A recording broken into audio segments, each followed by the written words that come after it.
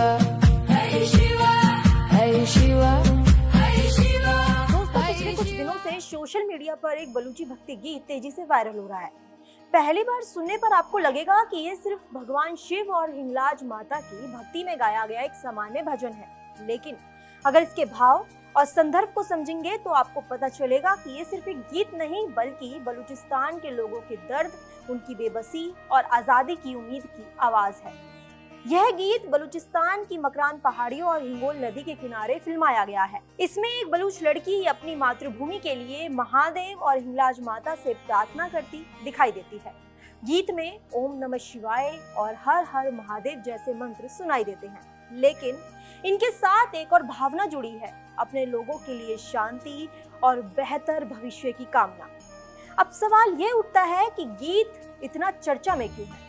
दरअसल कई वर्षों से बलूचिस्तान को लेकर गंभीर विवाद और संघर्ष की खबरें आती रही हैं। मानवाधिकार संगठनों ने वहां कथित जबरन, गुमशुदगी, सुरक्षा अभियानों और आम लोगों की परेशानियों जैसे मुद्दों पर चिंता भी जताई है। वहीं पाकिस्तान सरकार इन आरोपों को अलग तरीके से देखती है और सुरक्षा अभियानों को आतंकवाद से निपटने के लिए जरूरी बताती है।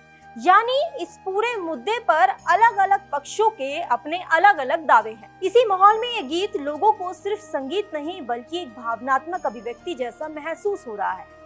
जब ये लड़की महादेव और हिंगलाज माता से अपनी धरती के लिए दुआ करती है तो कई लोगों को इनमें बलूचिस्तान के लोगों का दर्द और उम्मीद दिखाई देती है। हिंगलाज माता का मंदिर भी इस गीत का एक अहम हिस्सा है। यह शक्तिपीठ आज के पाकिस्तान के बलूचिस्तान में स्थित है और सदियों से आस्था का केंद्र रहा है।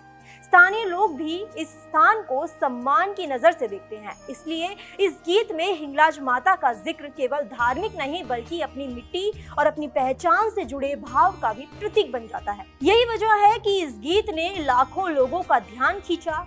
भाषा भले ही हर किसी के समझ में न आए, लेकिन इसकी भावनाएं सीधे दिल तक पहुंचती है। संगीत, पहाड़ों का दृश्य और प्रार्थना का अंदाज इसे बेहतर प्रभावशाली बना देता है। कुल मिलाकर ये वायरल बलूची गीत केवल एक भक्ति गीत नहीं, इसे कई लोग बलूचिस्तान के लोगों की पीड़ा, उनकी सांस्कृतिक पहचान और बेहतर भविष्य की उम्मीद के प्रतीक के रूप में देखते हैं। शायद यही कारण है कि इस गीत ने सीमाओं से आगे बढ़कर दुनिया भर में लोगों को सोचने पर मजबूर कर दिया है। बलूचिस्तान का दर्द आखिर शुरू कहां से हुआ, इस गीत को समझने के लिए बलूचिस्तान के इतिहास को समझना बेहद जरूरी है। साल 1947 में जब भारत और पाकिस्तान आजाद हुआ तब बलूचिस्तान की कलात रियासत ने खुद को अलग और स्वतंत्र घोषित किया। हालांकि मार्च 1948 में कलात का पाकिस्तान में विलय हो गया। इस विलय को लेकर आज भी अलग अलग दावे हैं।